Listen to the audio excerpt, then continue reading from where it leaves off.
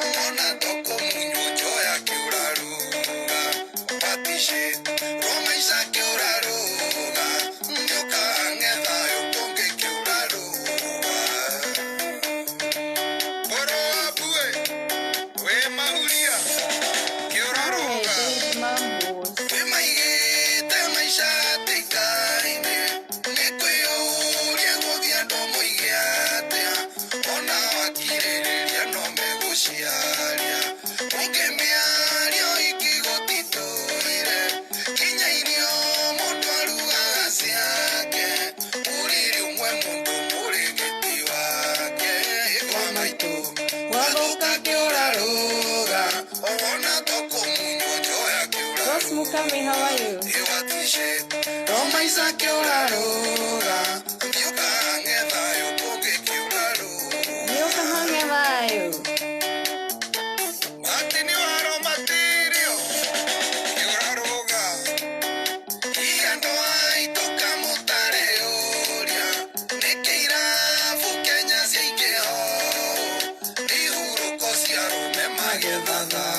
Ona tumia.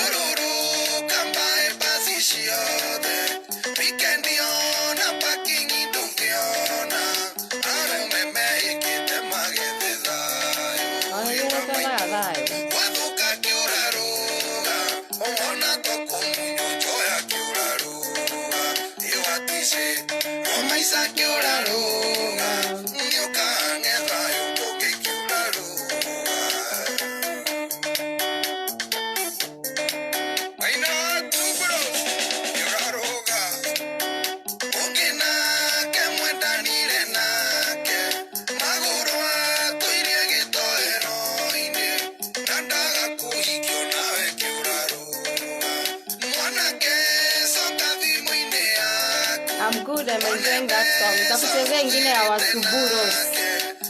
Jump frog jump. Dota Kanga. Tawachezea ingine ya wa Subu wa mjui labda. Lakini hiyo si ya violence.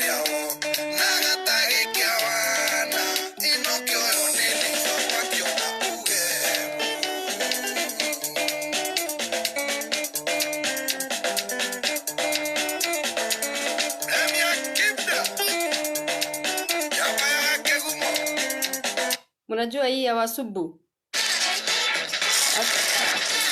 Sorry, skip aja. Sorry. Wilfred, how was your day? Niwacheze hii ya Subu ndio tuanze.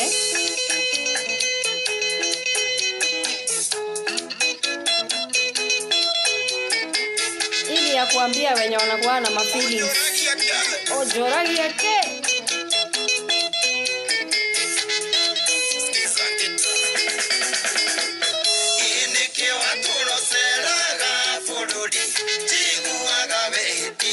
Na mwitwa ukiugo kahuruka watigirira wasumbu nenda ukandariganira itomba ciakwa ciothe ikoimwo mahuno wasumbu nenda ukandariganira itomba ciakwa ciothe ikoimwo mahuno ikiorogi njikĩihoya tũcingane tumũra mĩthaiga ngũikĩrie mahoya nĩtũtindĩkane tuone nũkũma ũgũcũna kuho waku ngwĩroreire kiugo Ngai nĩ ndemwa inya kĩrĩ inya kiugo Ngai nĩ ndemwa inya kĩrĩ inya.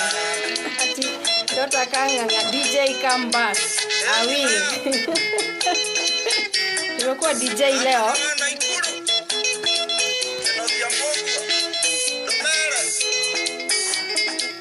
Wasumbundi togwitikia niema na kuhoya ona ngoma ngikorwa na kilima bingi mwitikiria Mwembu wa Pilia. Asante. Joy Dude. Karibu. James, good evening, Mama Beautiful Dashboard. Hiyo hapana. Todikane tumura mithaiga kuikerie mahoya ni tutindikane tuone nukuma ogocona kuho waku ngwiroreire kiugo ngai nĩndemwĩnya kiugo ngai nĩndemwĩnya kĩrĩinya. Lois, tunaimba ya mataro leo na nimeambiwa nirudie ile ya kwanza, alafu sasa tuende topiki yetu ya leo. Tunaimba hii ya Subu.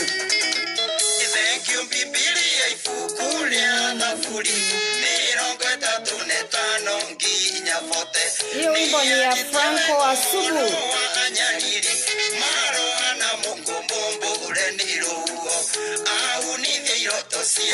Karo Kang'ethe, how are you? Hi guys, hiyo ujumbe iko top. Yes. Ikihoya tudikane tumura mithaiga kuikerie mahoya nitutindikane tuone nukuhuma ogocona kuho waku ngwiroreire kiugo ngai nĩndemwĩnya kĩrĩinya kiugo ngai nĩndemwĩnya kĩrĩinya. Msinishtaki ili ya mataro. Mheshimiwa Kiuna uliokolea njoro kiro kia mugunda wakwa no kurura mahiũ makwa mau no kuimbia mahatha mĩaka ya itoka ciakwa no kwanduka ithima ciakwa no gutherera kĩguũ thank you ngai wakwa ndũrĩ wanjonora ithima ciakwa no gutherera kĩguũ thank you ngai wakwa ndũrĩ wanjonora ikioro gĩkĩ kĩihoya tũthikane tumũra mĩthaiga kuikerie mahoya nĩtũtindĩkane tuone nũkũhũma ũgũcũna kuho waku ngwĩroreire kiugo ngai nĩndemwĩnya kĩrĩinya kiugo ngai nĩndemwĩnya kĩrĩinya. Jane Waithera Munywa, Joseph Ndonga, Naomi Maina. Tunaimba hii ya Subu leo.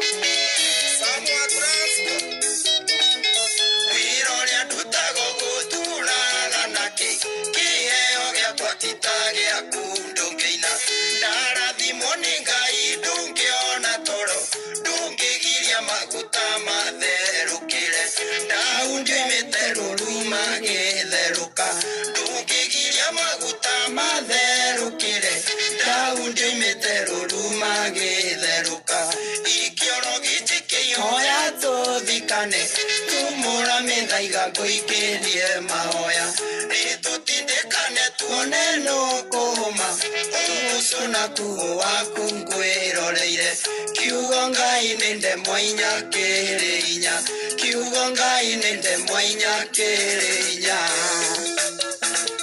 kiugo ngai nĩndemwĩnya.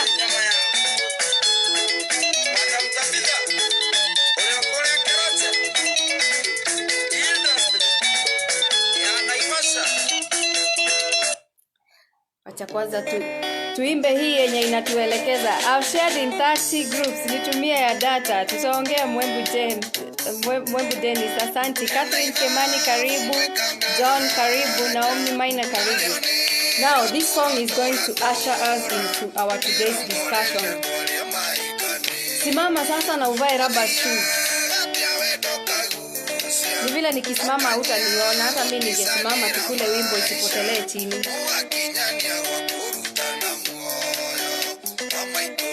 Waloka keora jump frog jump. Na sio frog jump, ni frog jump.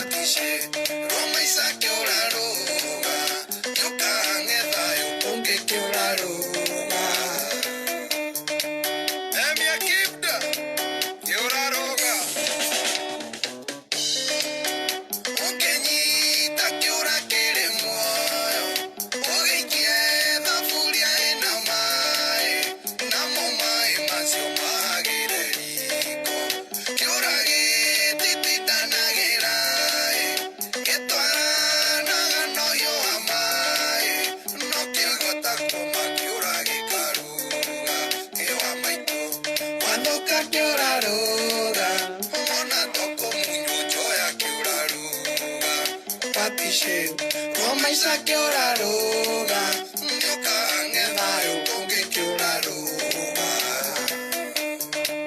Oro abue We mahuria kiora roga We maigete maisha tikaine Nikuyuria kugia domo igiatea Wachana na society.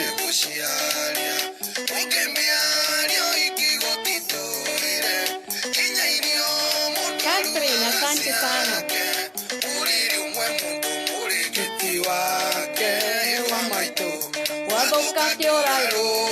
Jump, frog, jump, not frog, jump. Jump, the frog should jump.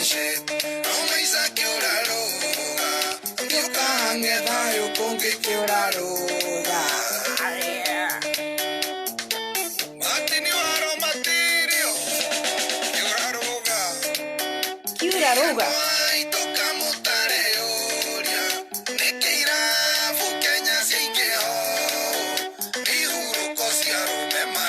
Hau Gachathi ona atumia nĩ methathai.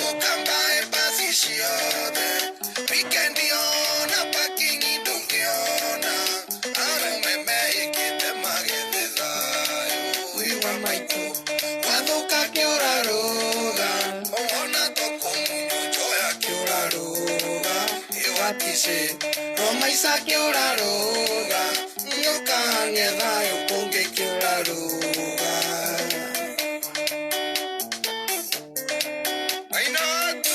I can see someone requesting to be in my video.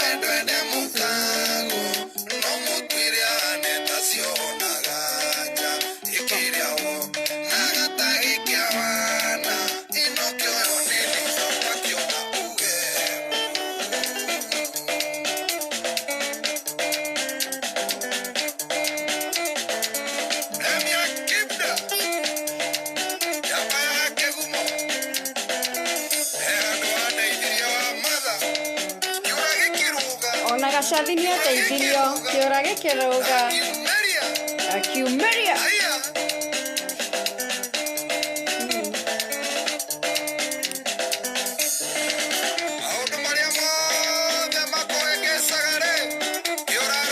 kĩũraroga nĩ tohiki.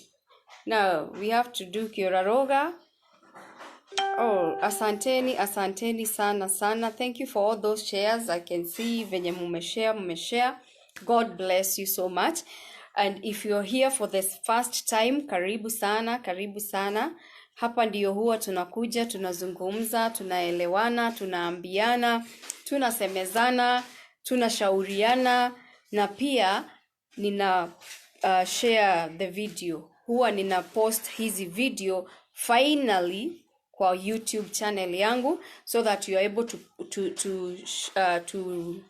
share with your friends, ama you are able to watch later kama hauwezi trace kwa Facebook, because kwa Facebook I keep on posting. So if you're here and you have not been able to subscribe to my YouTube channel, go to my YouTube channel. Mwembu Dennis, vile umeshare hii, sasa enda kwa YouTube channel, ushare link, uite watu huko pia wa subscribe kwa YouTube channel, at least tufike 1000 by this weekend, ama hata kesho. Na kujua unaweza fanya hiyo magic hata kesho. So we thank God for another day.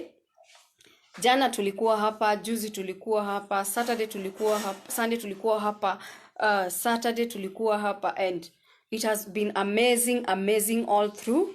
And we have been able to assist quite a number of people ambao wanajitokeza, wanaongea issues zao. I know so many people have got their own issues, but wanashindwa kuongea. And today nataka tuzungumzie, nimeona Grace Wakabi anasema frog jump, na mimi nasema chura ruka, yes. Kwa sababu When you're in an abusive relationship, sorry, when you're in an abusive relationship, hauwezi hata kuwa productive. Hey, Ken wa Mureithi we, Bishori Meisha. How are you? Happy New Year, my brother. Ken anauza pishori, so if you're here na unataka pishori, wacha kutafuta tena. I want us to start from somewhere. I have a very sad post that ilifanyika juzi.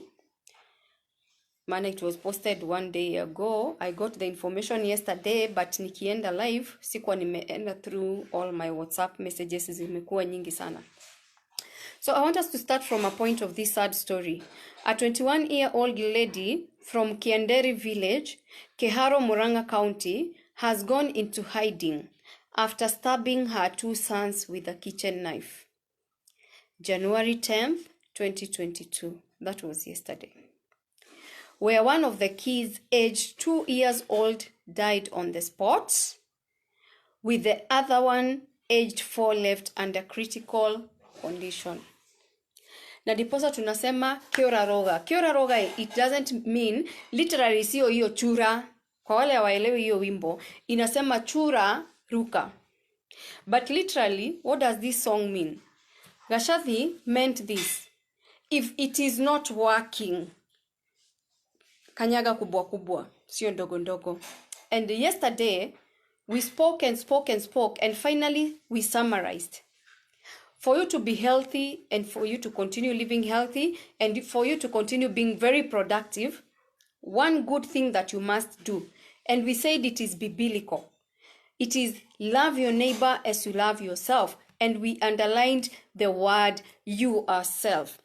Love your neighbor as you love yourself. And let me tell you, this one doesn't happen mara nyingi kwa marriage setup. It doesn't happen in relationships. Kwa relationship, sijui tunajifanya vile tunapendana. Let me tell you, there is one thing I want to tell you. Even you young girl who is starting to date now, sasa ndio unajiingiza kwa relationship, ama umeingizwa kwa box, ama umeingizwa kwa gunia, whichever yenye umeingia. Box ndio unajua sana watu ingia. Let me tell you, hakuna siku hata unashinda, hata ukiambiwa I love you, you know. Let me tell you where all these mistakes start. These mistakes start from the word I love you. Na sisemi kuambia mtu I love you ni mbaya. The moment you say I love you too is where all your problems start. Because kama ungesema hiyo tu neno moja tu is where the problem inakuanga. Kwa sababu gani? Sometimes even haujataka kujua huyu mtu. Yani umempenda tu na appearance. And you know, for men they are sight beings. Wanaume kazi yao ni kuona. And that's why utaona mko na bwana yako kwa gari, mna drive na yeye, lakini macho yake uko nje inaona mpaka anazuba. Karibu akosa accident. Na wewe uko hapo ndani. Because men, they go by sight. Women are beings that feel. Women want to hear and to feel. But for a man, ndio unapata, especially men who go there na wana abuse drugs, ama wanakunywa pombe, wanalewa, wanajisahau. Utapata most of these men, wakati ambapo wamekuwa drunk, they can even end up sleeping with any woman. Anaenda tu, yani bora yeye ni mwanamke, mind yake tu na macho yake. Mind yake kiregister huyu ni mwanamke na aone, ataenda kulala na mwanamke yoyote. But I'm not saying women are bad, women are good. But I'm just trying to give you a scenario where men go by sight. Sijui ni hao waliambiwa kwa Biblia they should not go by sight, because they go by sight always. Anyway, I was just brushing juju. Now, yesterday we said you must love yourself. Lazima ujipende. Love your neighbor as you love yourself. I said yesterday it is okay to be selfish when it comes kwa kupenda. Jipende wewe mwenyewe kwanza, because you can never give what you don't have. You can never. Hakuna siku utapea bibi yako mapenzi kama wewe ujipendi. Hakuna siku bibi yako atakupikia chakula kizuri kama yeye hajipendi.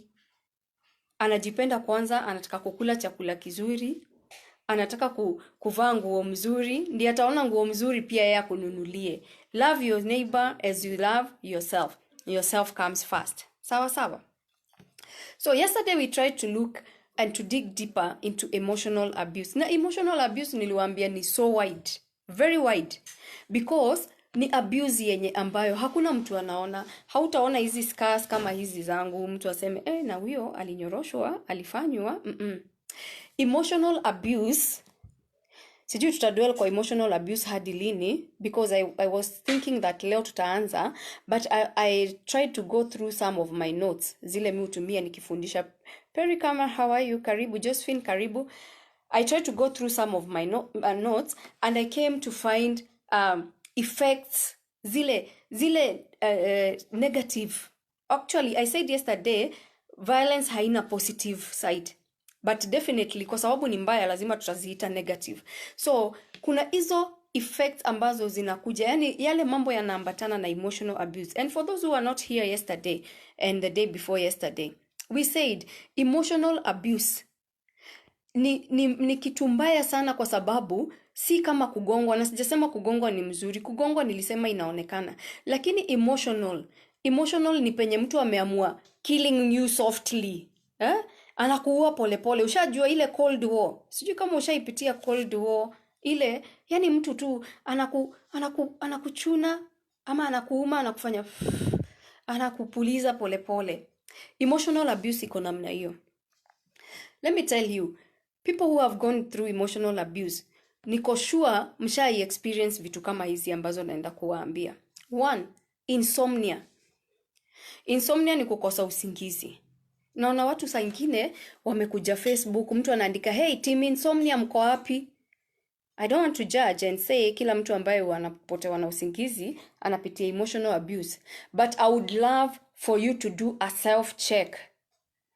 Ebu jicheck wewe mwenyewe, ujue kana kwamba kuna kitu, kuna mahali kuna shida. Ernest Jakinda, how are you my dear? Karibu sana. Emotional abuse will always make you lack sleep. Na hiyo lack of sleep ndio wao tunaita insomnia. Wacha kwenda Facebook na kuuliza team insomnia mko wapi? Ni wangapi hawajalala? Fanya self check kwanza kabla uandike hivyo. It's so important to get to know ukiitana team insomnia ikuje, we una fall kwa kategori gani? Kama ni emotionally you're drained, you're disturbed, or you're going through an abuse na haujajua kama ni abuse. Because sometimes people go through abuse, especially hizi hazionekani kama physical. Mtu anafikiria ni kawaida. Sio kawaida. Just check yourself.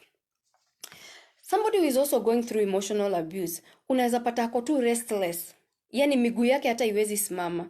Ushakuwa tu kila wakati, saa ingine mtu anakuambia wacha mimi nikae chini. Wacha. Okay, kuna watu wanakaa chini juu ya kuchoka ama juu alizoea kusimama, especially let me give an example with myself. Saa zile sisi tuko kwa field, most of the time I'm used to kukuwa nimesimama. So you cannot address people when you're sitting down. So you find yourself ni kama mwalimu. Mwalimu anasimama most of her time or his time.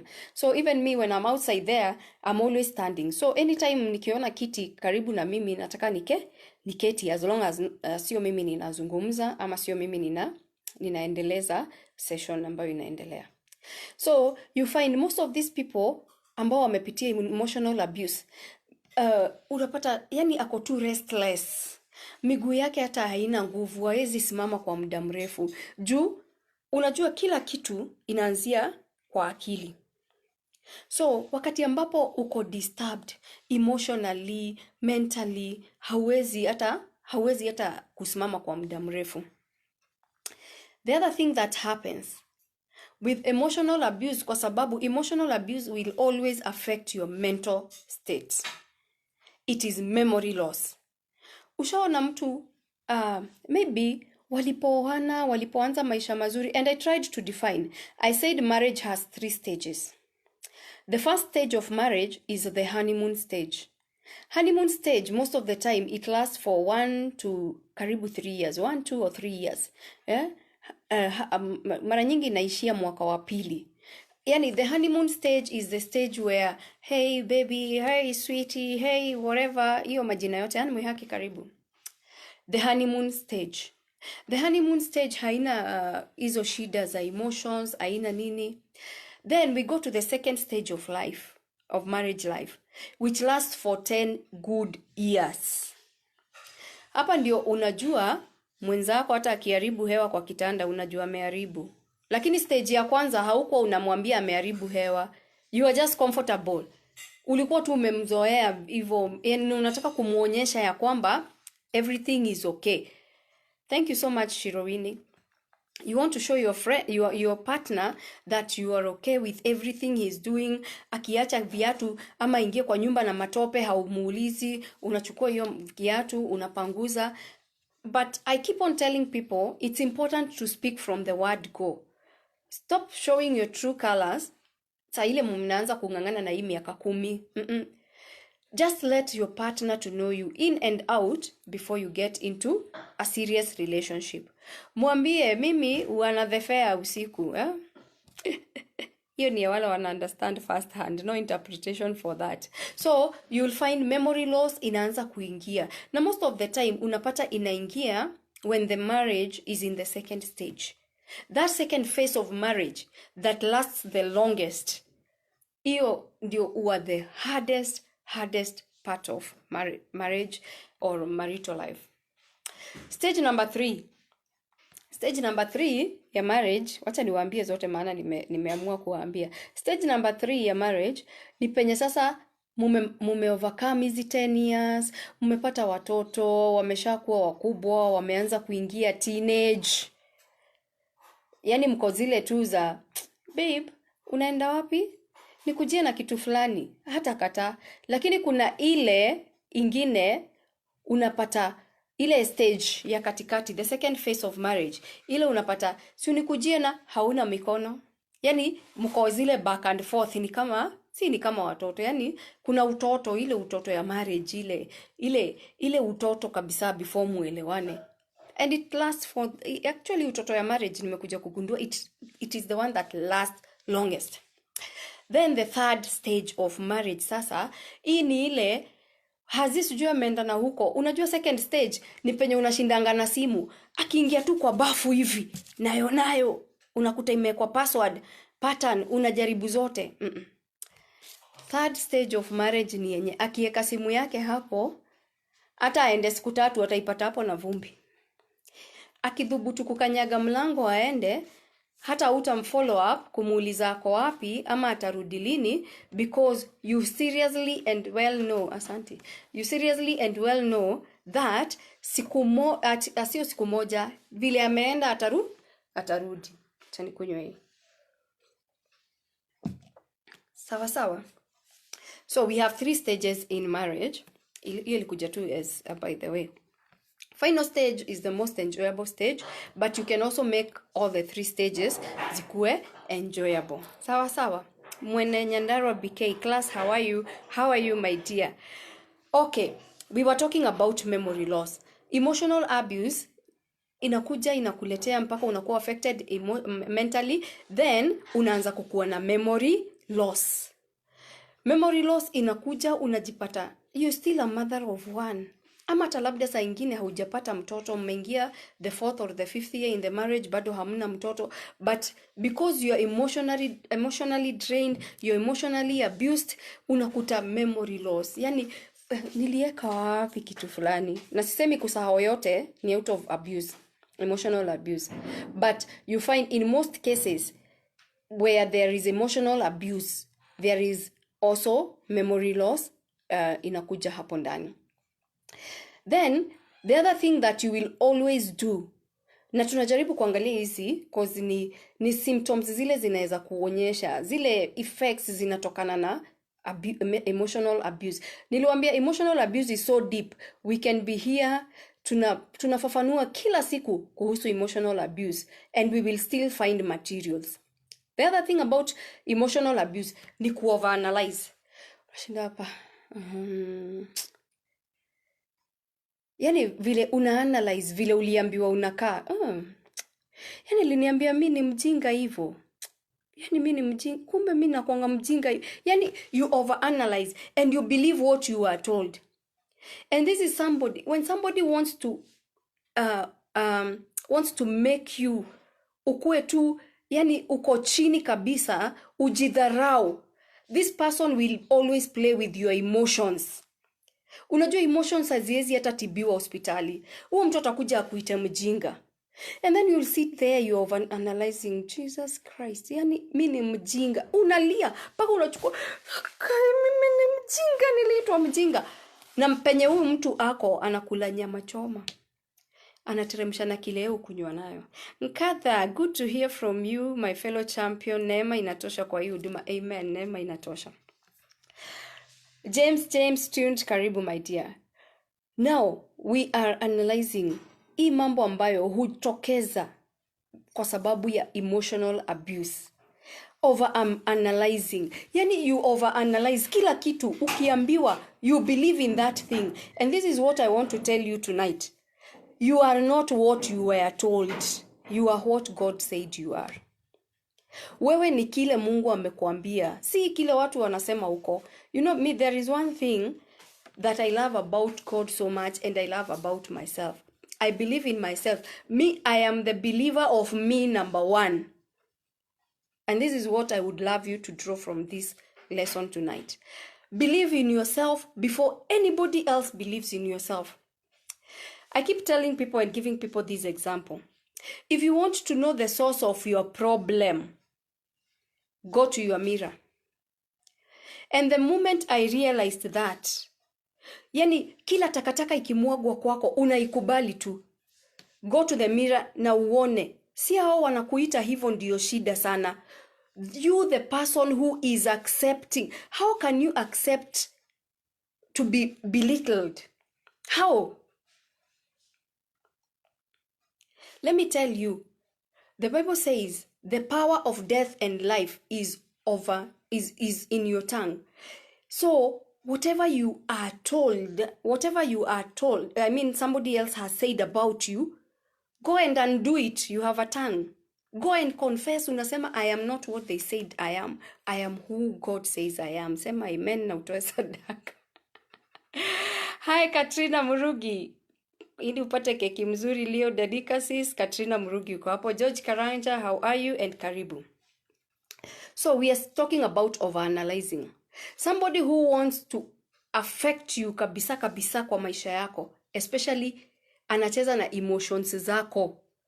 Ushasikia mtu akikwambia don't play with my emotions, because you are made of your emotions. Yani emotions zako ni part yako. So when somebody is playing na emotions zako, this person wants to finish you. Sawa. So mtu wakati yako affected emotionally, they will keep on overanalyzing. Yani and most of the time you find these are people who live with controlling partners.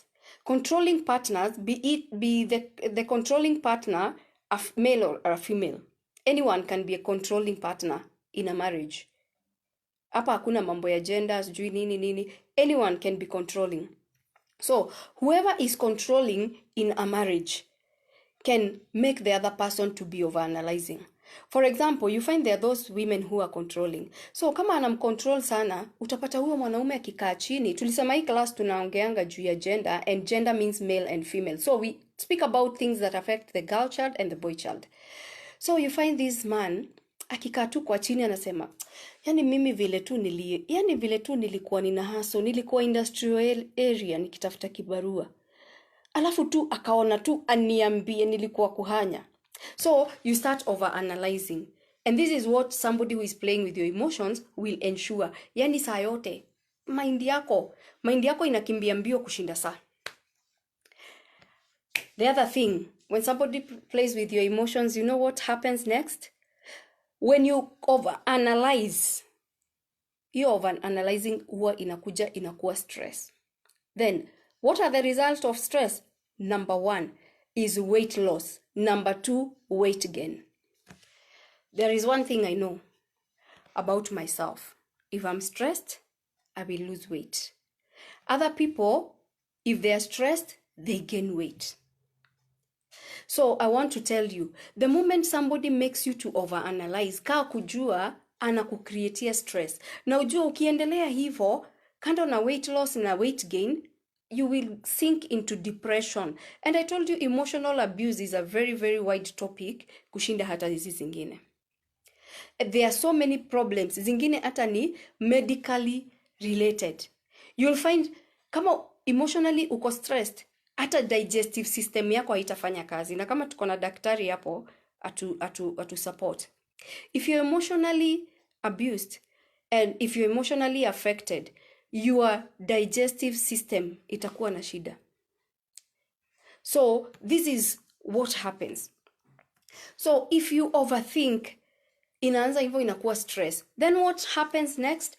Emotional abuse will always make you, final stage sasa, depression. Na hapa ndio wakati imekuwa depression ni ugonjwa. And treating depression is so expensive. I don't know if somebody here has ever tried to treat depression. I have dealt with people who have depression. Antidepressants, they are very expensive. Na hiyo ni kitu huwa hata sisi wenyewe to manage as an organization. We only give referrals. And let me tell you, even after we give referrals to those bigger organizations than ourselves, bado hawawezi pia wakamanage. You cannot treat everybody from depression. By the time mtu ana heal from depression, akitumia hizo antidepressants, akienda psychosocial support, because there are places like us, we will give you referrals and get pro bono legal aid, upate free, nimezoea mambo ya pro bono saa yote. Utapata free, we call it free psychosocial support. Free psychosocial support. So when you get the free psychosocial support, if you have been having depression issues, na upate free psychosocial support, you are very lucky. Ask those people who have been through counseling, yani na umekuwa ukilipia. If you're supposed to go for 30 sessions, and on the lower side, every session is 3,000, you need 90,000.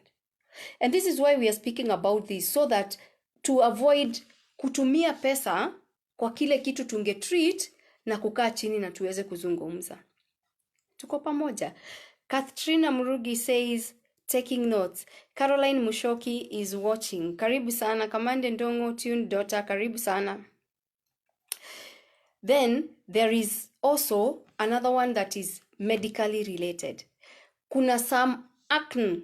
Sijui kama mnajua acne ni nini. Ile inakuja kama ugonjwa ya ngozi. I don't know how to define it vizuri kwa Kiswahili.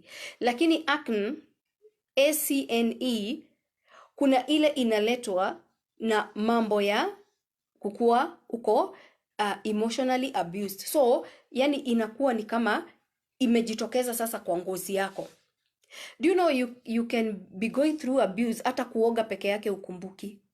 Hata kama uko na mtoto mdogo ukumbuki kumnyonyesha. Emotional abuse wakati inaendelea kuescalate inakuja na side effects nyingi sana. Nyingi sana. Celestine, how are you? Celestine tulisoma naye high school. Then once you're emotionally abused, you even fear going to interact with other people. So what happens?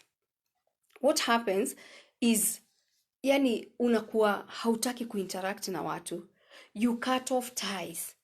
Or the perpetrator, somebody who is making you to go through this form of abuse, ensures that wewe na watu marafiki zako mumewekwa, yani a line has been drawn. So when a line has been drawn, what will happen? You will have nobody to run to. And this is why I keep on saying it is important. Today I want to get something from my book. I want to get something from my book. And this is something that I have said. And this one, I have called it reality check. I've called it a reality check. And this one, we call it, this chapter 7 of my book. Chapter 7 of my book is Wounded to Heal. And this is where I've spoken about my children. And also I have spoken about reality check. Reality check, when you go to paragraph 3 of reality check as a subtopic, ati title ya hii live video ni gani dear? Nitaweka baada ya kumaliza, nitaweka, because we are speaking about emotional abuse, so you can share and just put it ni about emotional abuse. We are continuing from where we left yesterday, and for those who have just joined, once we are done with these live videos, I always download and put them on my YouTube channel, ili when you want to share with somebody, wakati nimepost sana kwa social media, you don't have to come scrolling or asking me when it was. So I'll download it and put it on YouTube. So go to Diana Kamande HSC, the way it appears on my Facebook page, Diana with H, Dianah Kamande HSC. Go and subscribe to my YouTube channel. Invite your friends. I have managed to download a few videos that we have been able to discuss a number of things about GBV. So GBV means gender-based violence. It is short form of gender-based violence. So you can be able to go to my YouTube channel, na unachukua link, unatumia mwenzako, na tunaendelea. Paragraph 3 says, the woman should have the freedom to engage in any meaningful purpose in the society. Opportunities should not be inhibitive to women, but rather empowering. So when we're talking about emotional abuse, even when an opportunity has arisen, or a woman needs to go and start working, haufai kumfungia kwa nyumba na kumwambia, hey, bibi yangu haezi fanya kazi. What if that woman also says, bwana yangu haezi fanya kazi? Hiyo nyumba itakuwa namna gani? I believe the opportunities should be empowering. Each and every person in a marriage should be empowered. I don't think you're in a marriage to compete, but you're in a marriage to complement and to empower each other. Sawa sawa. Then, I have also said, it is not only women who suffer from gender-based violence, but men also. I have encountered men who have come seeking help because of violence directed to them by their partners. Unfortunately, the society expects a man to remain stoic, abaki strong kabisa, abaki amekanyagilia chini, to remain stoic, not only in his capacity as a patriarch, but even when going through an abusive relationship. They too suffer violence. They as well need time, space, and listening ear to freely express their he emotions. We are going to talk about he emotions one time. I mean he of ile ya kusimamia mwanaume, he emotions. Every man has got his side of the he emotions. And also as women, we have our she emotions. So there is much to speak about that. We are going to do that next time. So one thing that I keep on encouraging people, and I will continue saying, na kwa wale ambao wanatupiga vita wakisema hatuzungumzi juu ya wanaume, personally in my book I've spoken about men, not in a bigger way as I've spoken about women, because even research shows women suffer so much compared to men. But let me tell you, hakuna kitu kizuri kama kila mtu kuelewa mwenzake. We are going to live in a world free from violence when we understand each other. Fresh and issue, I'm going to share once I'm done. I'm going to put a post to explain. Oh, Roger Saudi, karibu. Sarah Nyambura, how are you? I've seen Celestine here. Classmates wangu wako huku na schoolmates. Wangoi Mwangi says this, and thank you, Wangoi. Yes, thank you so much because of the work we do. I know one of these fine days we could be speaking about female genital mutilation, and I know you're very resourceful in that area. Depressive and anxiety disorders are symptoms of emotional include induced psychosis, now very common in marriage. People need to know and acknowledge that they are human beings first before they are a couple or in marriage. Wangoi, my dear, umei summarize.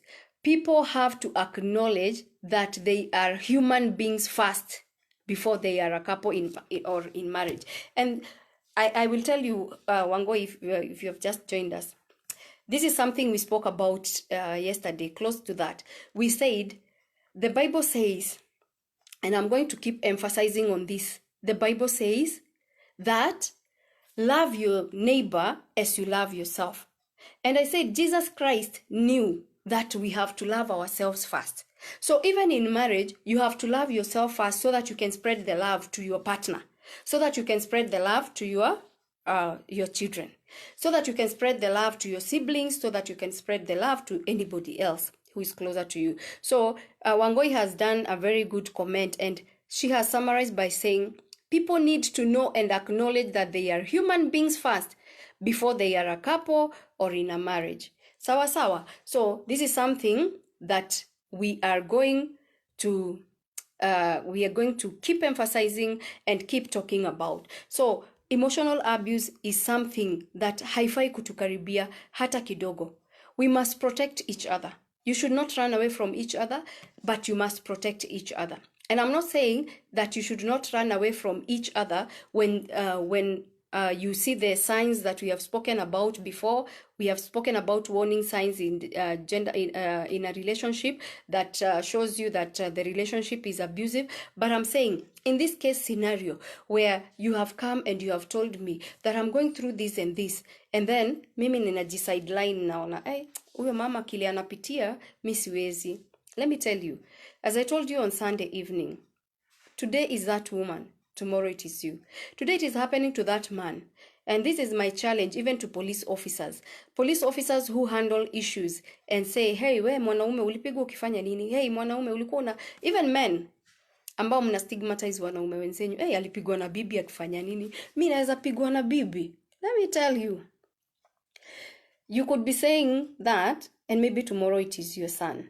So we have to give each other a shoulder to lean on. We have to give each other every day, every time. We have to give each other a shoulder to lean on. So one thing that I'm going to wrap up with, let me see. We started yesterday on types of violence, and we are still on emotional violence. And I told you, emotional violence is so deep, so deep. We have not looked at sexual violence. And I'm going to elaborate to you and tell you that the sexual violence happens. Sexual violence happens even in marriage setup.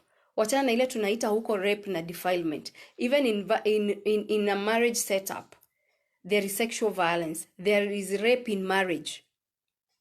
Yes, there is rape in marriage. There is another type of violence that we're also going to look at. We are going to look at spiritual violence. Spiritual violence is happening in a very big way. In a very, very big way. When you tell your spouse, because sasa wewe umeamini Uislamu na umesilimu, kuja sasa lazima uende msikiti. Everybody has a choice to make. If your spouse is a Muslim, sasa na wewe ni Mkristo, unataka, hey, lazima uende kanisani. Spiritual violence. Spiritual violence is happening, and this is why you find, even the Bible says, two cannot walk together unless they agree. Then we have cultural violence. Cultural violence is about now our different cultures. Hey, kwetu sisi huwa tunafanya hivi. Sijui kwetu huwa tunachinja watu tunakula. Mbona nyinyi hamkuli? I'm just giving an example. I'm not blaming anyone. Then we have verbal abuse, which we tried to touch on Sunday when we were just doing general, defining gender-based violence, and I asked people how many types of violence they know, and we tried to elaborate verbal abuse. And I'm going to tell you, I don't know how true it is, but research shows that a normal woman speaks over 20,000 words in a day. And research has shown that a normal man speaks over 7,000 words in a day. I don't know how true. I'm still going to research it. So going by this, I think we should now look into some of these types of violence, dig deeper, and get to know how are we going to have and live in a society free from violence. Then we have financial abuse. And this is where I know most people maybe they're not going to concur with me, or we are not here, by the way, to concur with each other, but we are here to complement each other and to teach each other. I know some of you have got better points than even the ones I'm giving. So financial abuse, we have heard this saying, na tutaielaborate, pesa yako ni yako, pesa yako ni yetu, na yangu ni yangu. I don't know much, but I'm going to continue researching before we get there, and also share my little knowledge, because most of the time I am with women outside there, and I get to ask women questions one-on-one, and let me tell you, a lot that I have learned. I don't know how many books I'm going to write, because I've even learned so much from women that I interact with every day. Hi, Sasha Wamae, how are you? How are you, Sasha? Wanjiko Wamunge, how are you? Leo umechelewa class. Yeah, so I don't think that I'm going to continue further today. I had quite a number of phone calls to respond to, and then at some point we lost power, so I had to wait for power to come back. Actually, I was just about to post that we were not going to have this live tonight, but thank God we are here. I just purposed when power came back that I will come live, even if it's just 15 minutes. But we have made it more than 30 minutes. So if you're here and you have not subscribed to my YouTube channel, I'm going to share this video on my YouTube channel, so that you can always share with your friends. If you feel like somebody is going through a situation and they don't want to speak out, you can always share. I always give a toll-free number that you can reach out to. Could be you're going through a situation, or somebody you know is going through a situation, or somebody will go through a situation. And when you try to reach to me, because I'm human being and I'm human also, I end up sleeping and I will not respond to your phone call, or I will not respond to your message on the messenger. There is this 24 hours number, 1195 1195. If you call this number and anybody is in a situation, somebody has gone through gender violence, it is a widow who has been evicted, it is a girl, it is a woman who has gone through female genital mutilation, this is a toll-free number hosted by the State Department for Gender. It is under Ministry of Public Service. The government is going to offer you services. You're going to get telecounseling, you're going to get any support that you need. Even if you need to be taken to the hospital, you're going to get these services. So if you know about someone, and for those friends of mine who are in diaspora, you just need to share this number with your friends who are in the country so that they can call. For you, if you're in diaspora, you're not able to call 1195 if you're out of the country. But your friends, your relatives, when they are here, they can call. So there is help. And the other thing I have kept saying, if you have been through gender violence and you don't know the next step, kindly reach out to us. We have a partner organization that will always give you psychosocial support. They'll give you legal framework. And if you feel now that after legal framework and psychosocial support, you need to restart your life again, and after restarting your life again, I mean, if you feel like you want to restart your life again and start a business again, we will link you to an organization that we work together, and they'll be able to walk with you a journey of economic empowerment. So, karibu sana, karibu sana. Let me pin what my dear sister Sarah has put here, call 1195. Yeah, I've pinned that. Jen Gitao Karibu. I have pinned that so that if you need help, or somebody closer to you, or somebody you know, and get to know, you can call 1195 on behalf of someone else. Bishop Paul Njogu, karibu sana. So, tuonane tena majaliwa, Mwenyezi Mungu akitupea nafasi. Oh, I am a student. Tomorrow I have an exam, but I'm going to try my best na nikuje live before my exam, because I know my exam itaisha kitu saa 4 usiku, so I'll try my best nikuwe nimefika nyumbani around 6 or 6:30 so that we can go live before nianze pia kupitia kufanya revision kidogo kidogo ili nisianguke mtihani. Sawa sawa. So God bless you so much. Kindly subscribe to my YouTube channel, Diana Kamande HSC. By the way, everywhere I use my name, my real name, Diana Kamande HSC. On TikTok, niliingizwa TikTok na wanafunzi na girls. Instagram, Diana Kamande, Diana_Kamande HSC. LinkedIn, Diana Kamande HSC. Facebook, I have this timeline yangu, and also I have a page. So God bless you so much. Hey, nimewishiwa success. Thank you, John C. Chomba. God bless you. Hata huyo ni schoolmate. Thank you so much, especially my schoolmate. Mnanipatia support. sana sana. There is somebody I've not recognized here. Si ati nakuruka, lakini ninakutafuta, nimekuona na lazima nikushukuru. So wacha nikuone kama nitakuona, kama sitakuona, get to know that I have seen you. Gitao Janet, Marianne Karaoke, you're the one I was looking for. Good evening, God bless you. For those who are joining us, I'll just leave you watching the video because it will be still on Facebook tukimaliza, and then I'm going to make sure I download it before I go to bed and put it on YouTube. I love you so much, and I want us to stay in a world free from violence. I want us to stay in marriages, relationships that are free from gender-based violence, and because marriage was the intention of God, ilikuwa kwa akili ya Mungu, ni Mungu alianzisha. So I want us to stay in very, very good relationships ambazo zinamfurahisha Mungu, zinampendeza Mungu, na pia Mungu akiangalia akiwa mbinguni anasema nilikusudia watoto wangu waishi namna hii. For those who would need to buy a copy of my book, 0702 577 477, 0702 577 477 is our office number. You can reach out and talk to Anne, alafu mta organize vile it will be delivered. For my friends who are in diaspora, we are still working on Amazon and Kindle so that we can have it there. But meantime, kama uko tu na mbio ya kupata kitabu, we still organize na unasimamia hiyo cost ya kutuma na kitabu kitakufikia.